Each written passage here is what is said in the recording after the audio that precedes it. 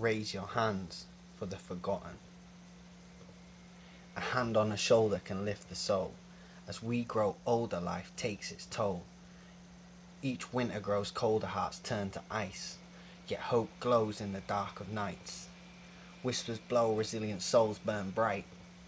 From whence the river flows we set our sights, seeking the source of our pain and clambering heights, until we find that red sky at night. We seldom say thanks for what we are handed.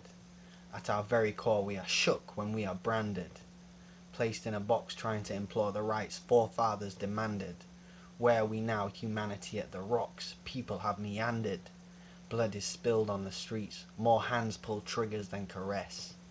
No wonder so many folks are trapped in a mental duress.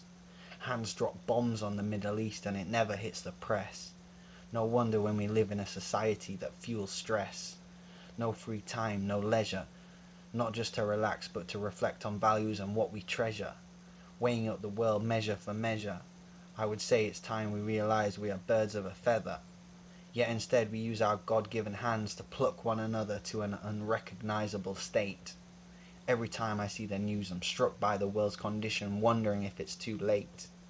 Polar ice caps melting, blood for oil, species dying, jungles fall. When will this cessate? When will we finally raise our hands as one?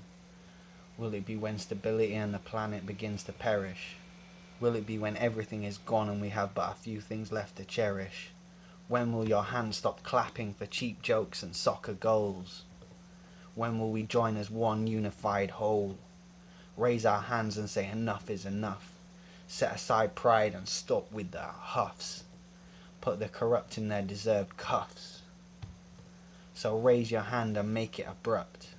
Seek out injustice and let your tongue erupt. All it takes for evil to prevail is one good person to do nothing. So stop raising your glasses for nothing.